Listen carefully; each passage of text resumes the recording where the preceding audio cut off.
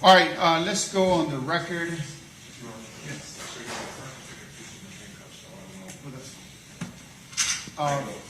Let's go on the record. Let's take up your motion for judgment of acquittal at this time. That is required. Yes, sir. I renew my motion on judgment of acquittal on the case of Laquetta Gunther. And I have a second motion for judgment of acquittal on Julie Green. And I renew my motion for judgment of acquittal on Iwana Patton. All right, I think the evidence, when taken in light most favorable to the state, does establish a prima facie case against the accused. The evidence is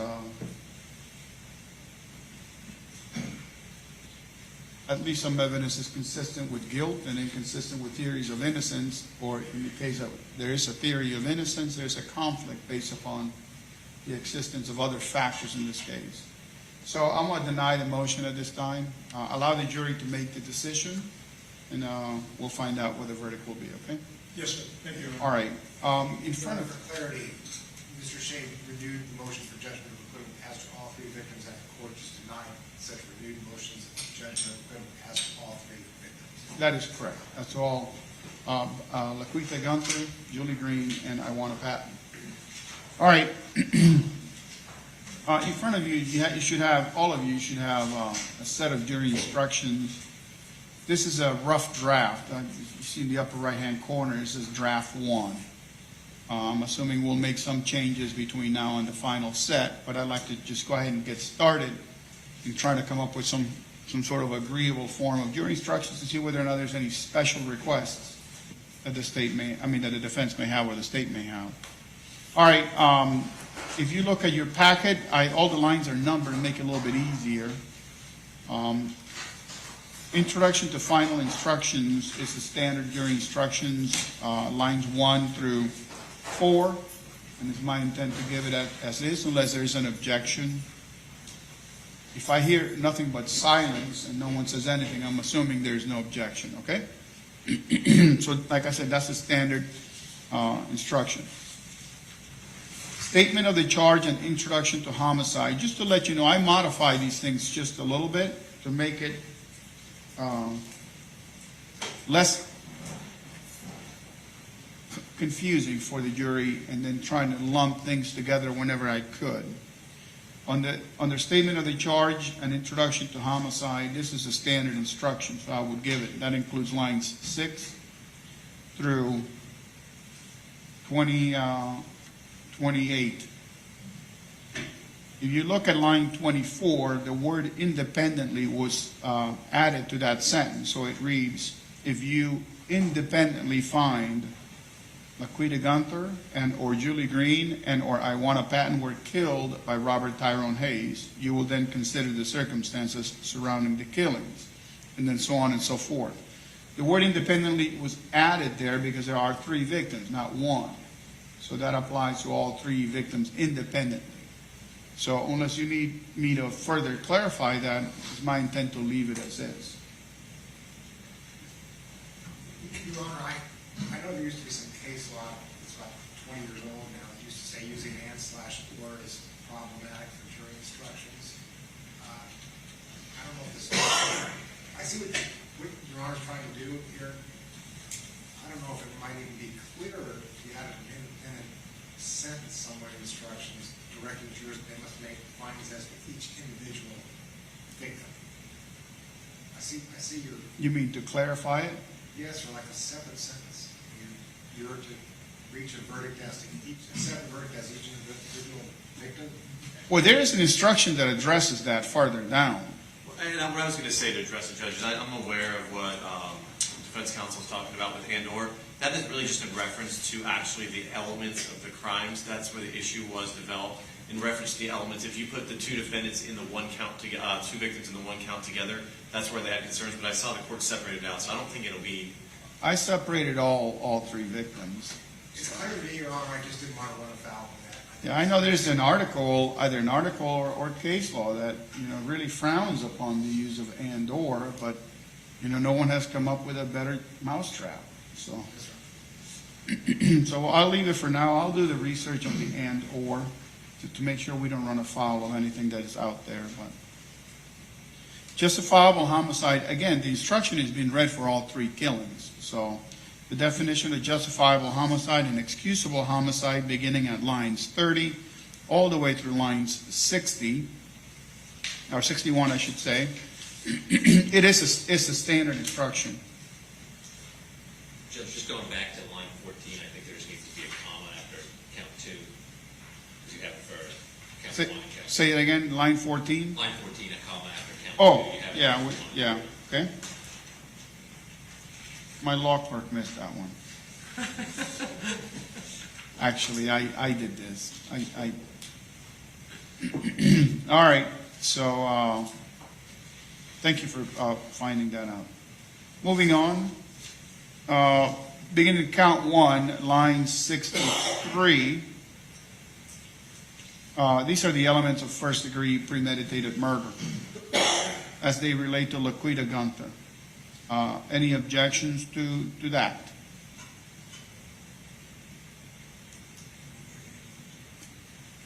That appears correct. Okay, that's line 63 through 73, I should have said. All right, and then line 75 through lines 85 is the elements definition of first-degree premeditated murder as it relates to Julie Green. Any objection to that? It should be identical to count 1. No objection. And then lines 87 through line 98 would be the definition of the crime of first-degree premeditated murder as it relates to Iwana Patton. Judge, the only thing I would ask for that, I don't know, maybe if you just move the count 3 down to the next page, so it's kind of. I'll do formatting things in the end, yeah. And you're about to find out why Yes, sir. in a minute. I just do it this way raw, and then I'll try to make it a little more, a little easier to read for the viewers. Now, no objection to Iwana Patton's elements, correct? Correct.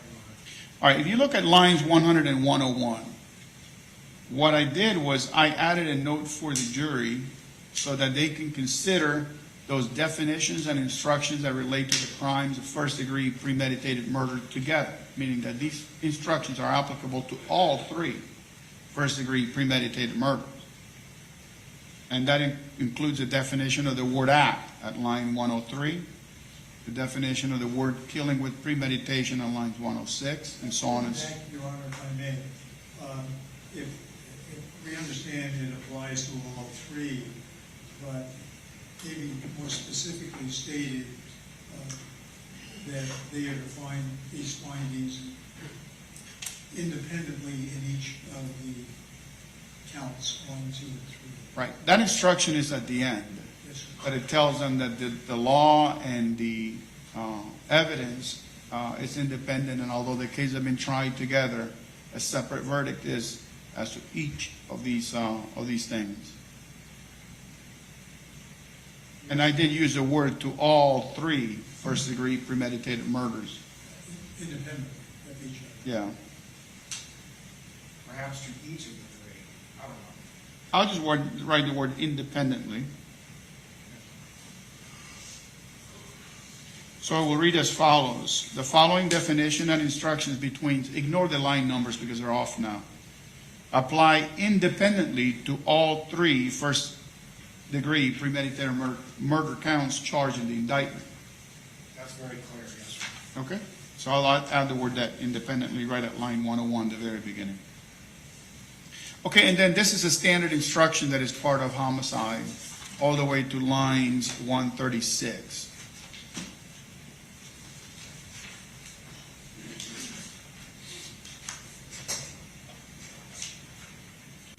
Now, my law clerk added a line at 134 through 136 and it's highlighted. I don't know if that's part of the standard or not. It is part of the standard?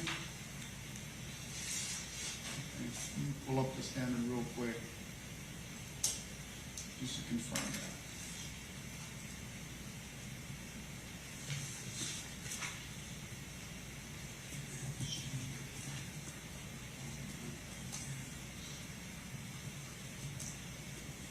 looking at page 4, Your Honor, lines 133 through 136. Say it again? Are we looking at Lines 134 through 136. I just want to make sure this isn't, my law clerk indicates that it isn't the standard. I want to just verify it. I think Distrust- it's there, Judge, but it kind of goes with, you'll have to see it when it opens, but it says, give only if there's evidence the defendant acted in heat of passion on legally Slow adequate. slow down. I'm sorry. Yeah. My bad. It has it at the end, Judge. It says, give only if there is evidence that the defendant acted in the heat of passion on legally adequate provocation. And then it gives a little overview of that, and then that last part goes to it. So I don't think, unless the defense is going to be arguing there was heat of passion, that it should be given.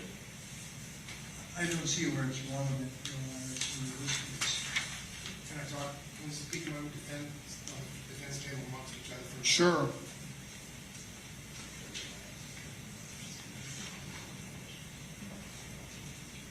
Your Honor, we confer to the defendant and both as defense counsel, we can agree there's been no evidence of heat of passion. Okay, so then lines 117 through 136 would be eliminated because that's the entire instruction on heat of passion.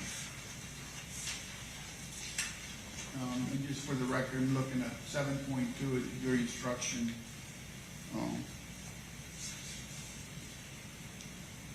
So heat of passion will be eliminated. All right, now we look at lines 138, lesser included attempts, crimes or attempts. I'll get rid of the word attempts. There's no evidence of an attempt here. So we'll just read There's no unsuccessful murder in this case. when there are lesser included crimes, period, okay?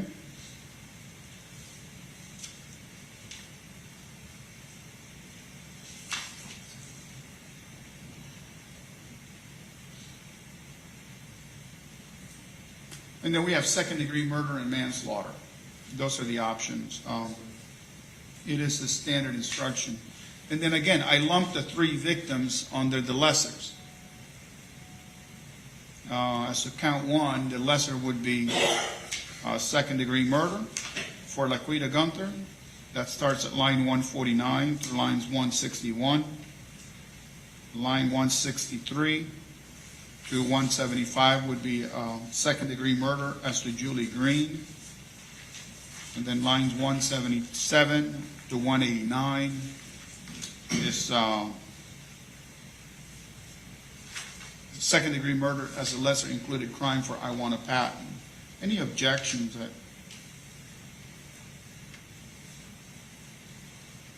is correct, Your Honor. Okay. All right, and you'll have an opportunity to go on the weekend and then see if you pick up any issues. We'll have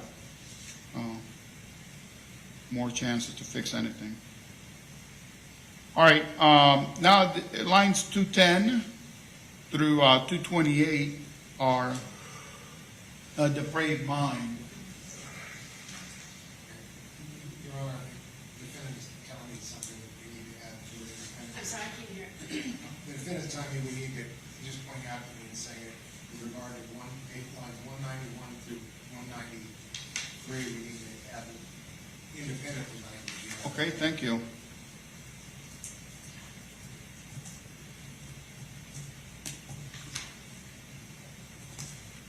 Thank you for pointing that out. Yeah, and actually, that's going to come up one more time, I think, on manslaughter. I'll just jump over there just real quick so as not to forget it.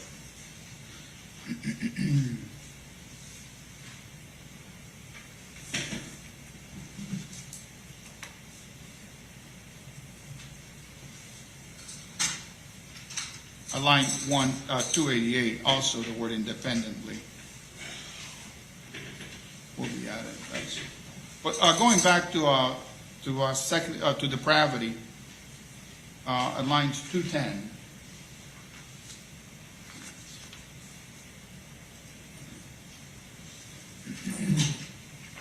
I just want to make sure.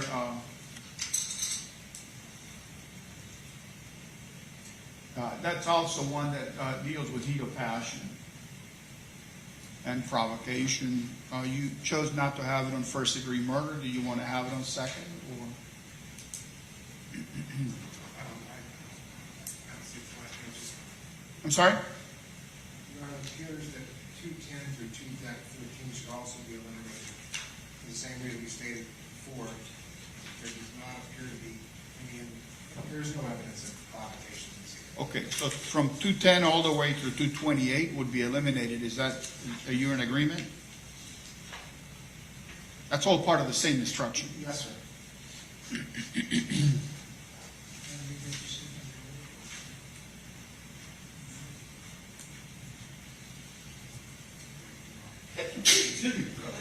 All right.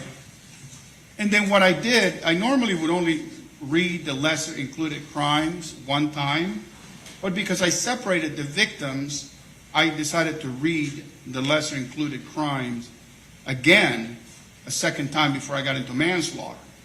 And I'm going to read it out loud because I did modify the standard. It reads as follows.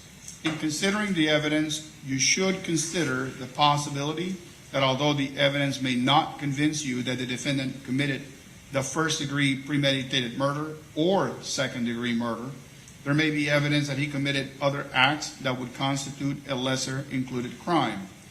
Therefore, if you decide that first-degree premeditated murder or second-degree murder have not been proved beyond a reasonable doubt, you will next need to decide if the defendant is guilty of any lesser included crime. The lesser crime indicated in the definition of first-degree premeditated murder and second-degree murder is manslaughter. So that's just once again to explain to them that it's either first or second or manslaughter in that sort of fashion. So, Yes, sir, that appears correct. okay? All right, and then now we need to talk about manslaughter. In this case, starting at lines 242, we have manslaughter. And manslaughter, the standard instruction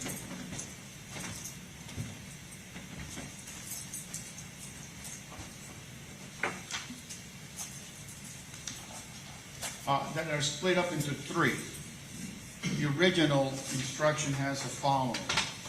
Number one, the victim is dead.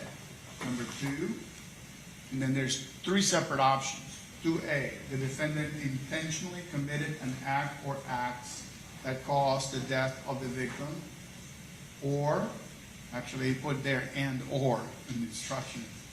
The defendant intentionally procured an act that caused the death of the victim, and or the death of the victim was caused by the culpable negligence of the defendant. To be honest with you, the words and or should not be used because inherently you end up with a repugnancy. You know, something can be, I guess, intentional and negligent at the same time. Could we just eliminate the end and just use or? Well, I don't know. You tell me how you want. We can eliminate 2 out of the 3 and just leave intentional, or I guess it's tough to argue culpable negligence when you have a shooting in this fashion, in this case. But I don't know. You tell me, look at it and let me know.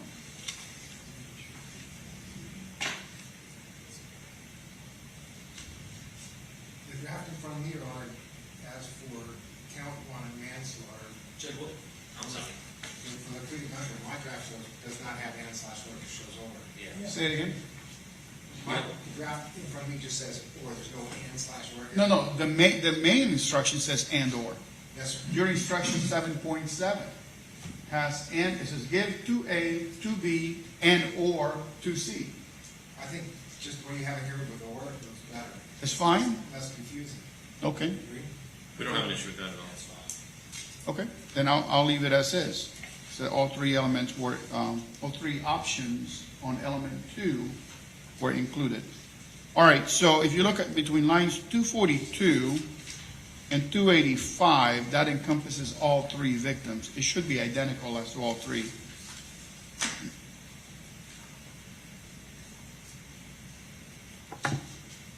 Yes, sir. All right, again, line 288, the word independently will be added to the instructions. That's a note that I'm giving to the jurors.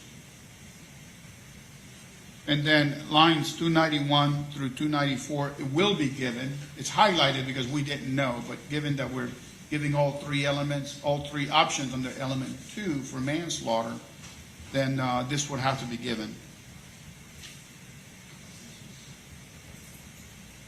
All right, and again, these are all instructions relative to manslaughter. Culpable negligence at line 303 will be given because it's part of one of the elements of manslaughter, as well as 314 through 317, which is instruction on negligent act and culpable negligence.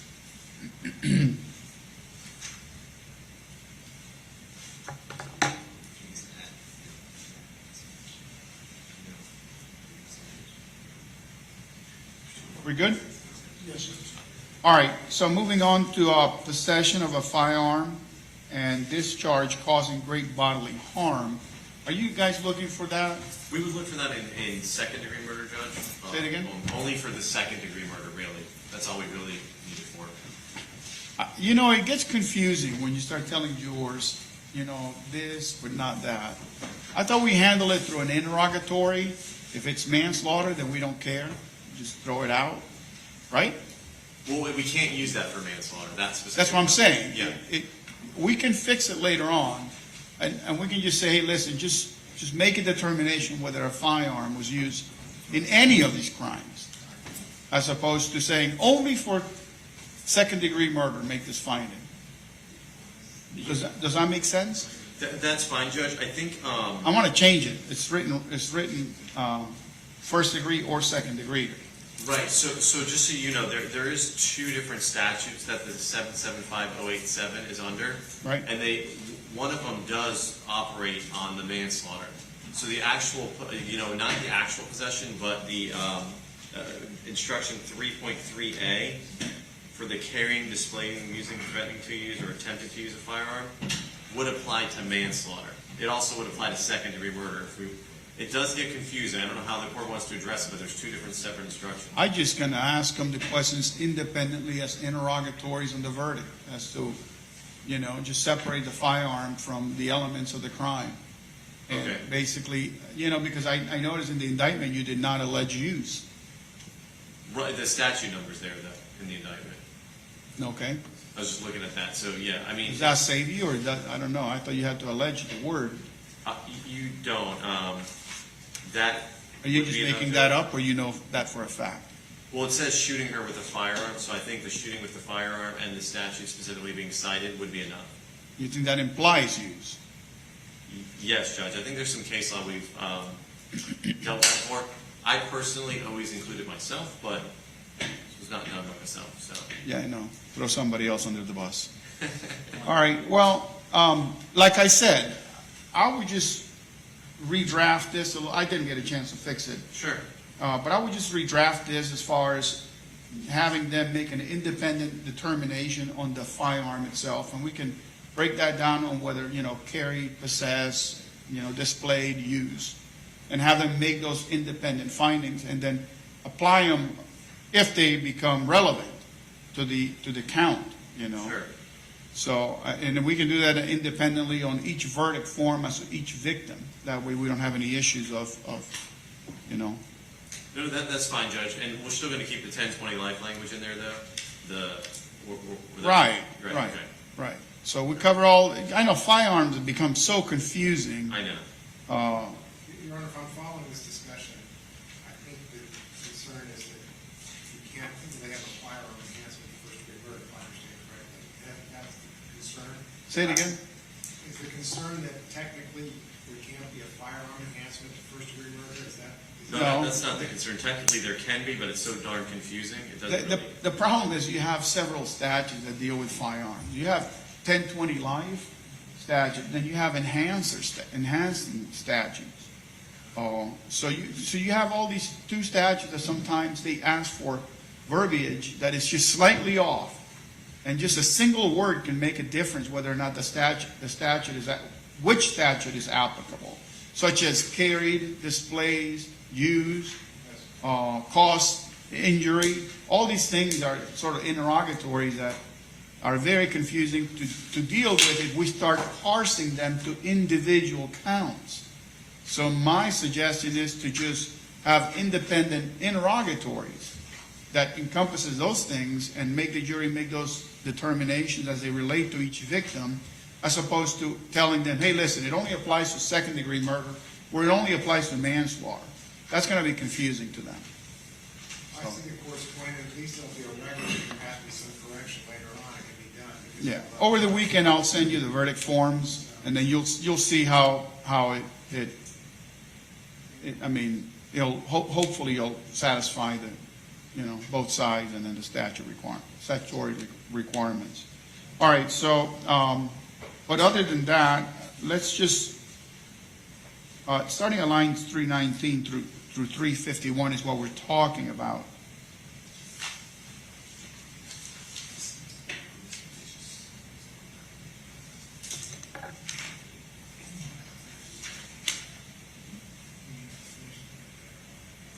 If you look at line 346, this is kind of language that is not applicable here in the definition of firearm, and I hate to read it, just because I like to keep the jury instructions as simple as I possibly can.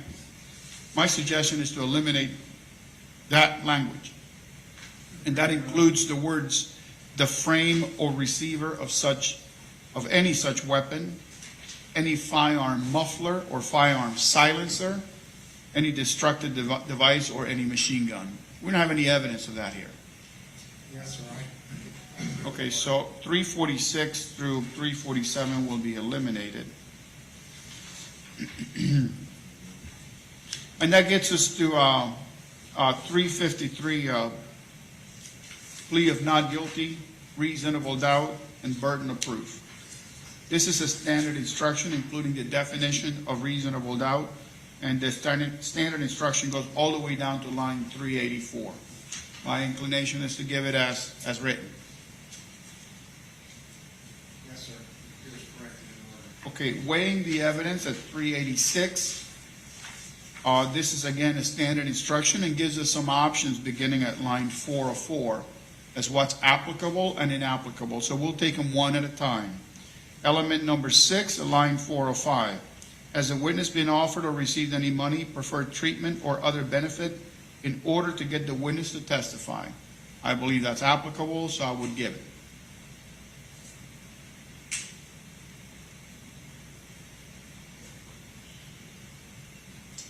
Your Honor, is there any inference to that in any of the evidence that was presented? Yeah, we had a big discussion on it, on the $24,000 question. Yes, sir. Yes, sir. Okay. So 7, had any pressure or threat been used against the witness that affected the witness's, the truth of the witness's testimony? I don't think we had any evidence of that. State's okay, strike that, Judge. I think it should be included, Your Honor, because the state used a lot of FBLA witnesses whose jobs depend upon cooperating law enforcement, even though they were not questioned directly on it. It's there. I'll give it. No big deal. Did the witness at some other time make a statement that is inconsistent with the testimony he or she gave in court? That's applicable based upon the stipulation at the end, so it will be given. Has the witness been convicted of a felony, misdemeanor, or dishonesty? I don't think there's any evidence of that. No, sir. Actually, peripherally, the victims were were mentioned as being prostitutes, although there was no evidence of convictions or anything like that. There was one conviction, Judge, but I don't think it's relevant because they're not providing testimony. It's used to judge the credibility of the testimony. That's what it's for. Your Honor, I can't think of any specific example right now, but I don't think it would hurt to leave it in, and on that basis, I would vote for including it. Okay, I'll leave it in. There was no general reputation testimony for anyone that I'm aware of. No. Although prostitution, I guess, is some sort of reputation testimony. It is. It's a character. It is, but I'm not sure referring it to the decedent, it says above here, you should consider how the witness acted. I don't think they're witnesses, they didn't testify. I'm not sure why it would be. I don't think they're witnesses either, they're victims, they did not testify in any form. I'll take it out. I'm just throwing it out there. So I'll take it out. Number 10. I said number 8. Okay, so I will give elements 6, 7, 8, 9, and 9. That's it. That's it. Lines, next one is 416 through 420. That is standard. And then 422 through 425 is expert witnesses. I will give that one as well because it is applicable. 427 through 432 is standard, so I will give it. 434 through 435, it will be stricken. The defendant did not become a witness in this case, so that language will be stricken.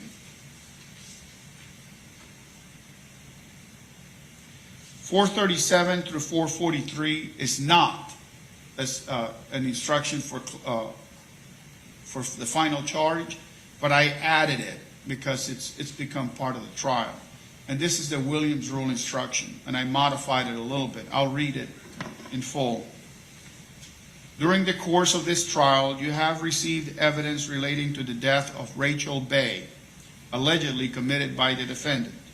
The evidence concerning Rachel Bay shall be considered by you for the limited purpose of proving motive, opportunity, intent, preparation, plan, knowledge, identity, and the absence of mistake or accident. You shall consider it only as to relate to those issues. However, the defendant is not on trial for that crime, wrong, or act, and such act is not included in the indictment. That would be, unless you want to modify it in some other fashion, that's what I would give. Your Honor, I'm glad you brought this up. At this point, we review our objection to the Williams rule evidence, so that the record will reflect that I made that objection again, and Your Honor ruled on it at the conclusion of the case. Right. And I assume that the court will continue to deny all Williams rule objection to this motions.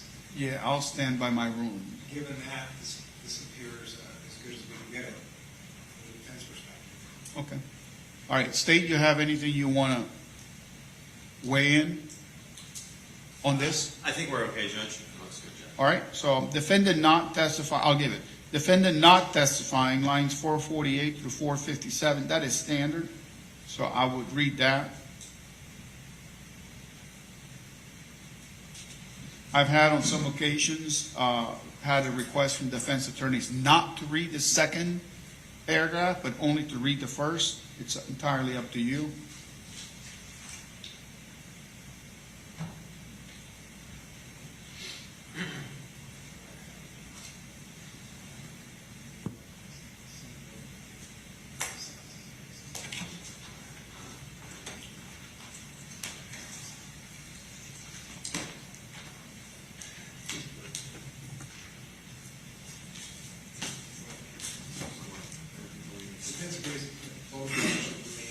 Okay, so both paragraphs will be read. Defendant's statements at line 459. This is a standard instruction all the way through 476. I think I will read it as presented.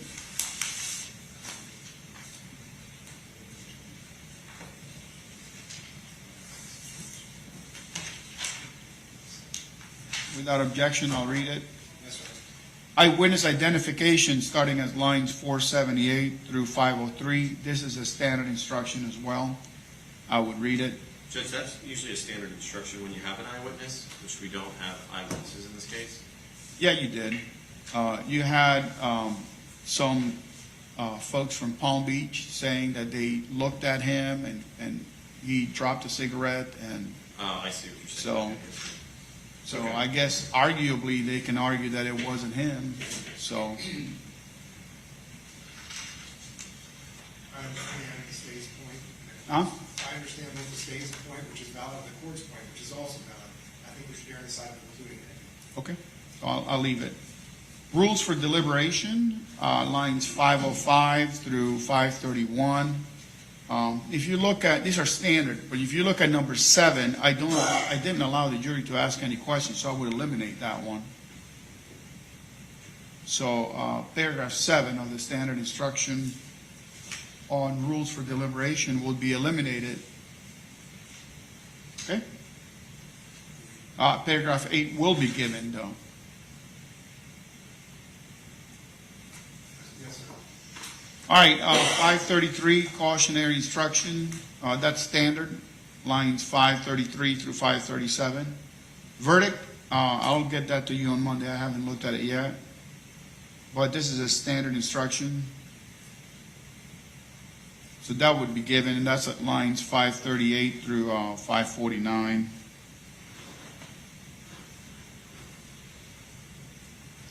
Single defendant, multiple counts, I think this is what you guys were looking for.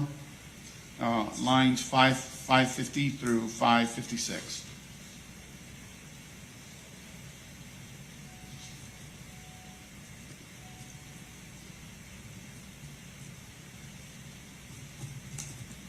Yes, sir. All right, submitting the case to the jury, lines 558 through the end, which is 598. That's a standard instruction, and I would give it. Are you going to have any special instructions, you think? No? State, are you going to have any special instructions? No, sir. Okay. Your Honor, the defendant asked if you're going to print out pages 9 to 14, this copy, these instructions apparently. Which lines? Pages 9 through 14. I don't know how that happened. That's pages 8. Yeah, absolutely, we can give you that.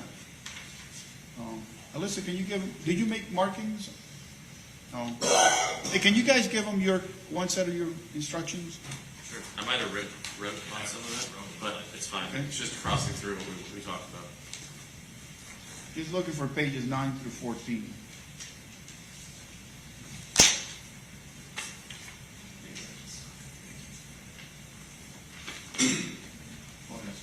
Thank you. Line 13? I think it's page 13? Yeah. What line? 553.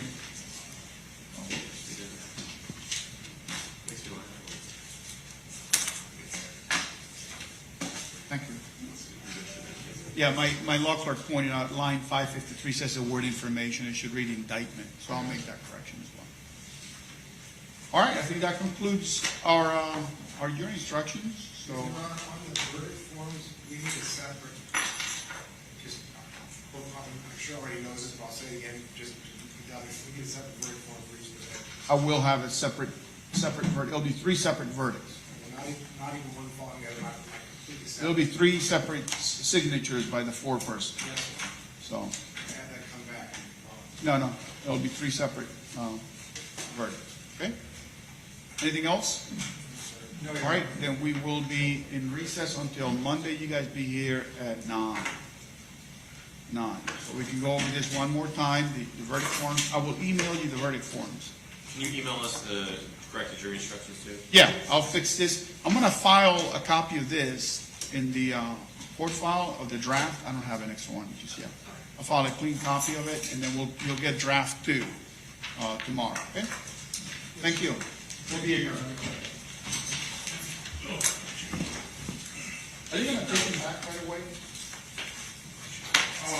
Probably a little bit, right? Before they take it back? It'll probably be 3:30. What time? 3:30? Okay, then I'll make the fixes right now and give him a copy before he goes back. Okay? So can we still leave our stuff in here? Yeah, absolutely. Yeah, there's no court here. Okay. All right, thank you all. Now I need to shut that off.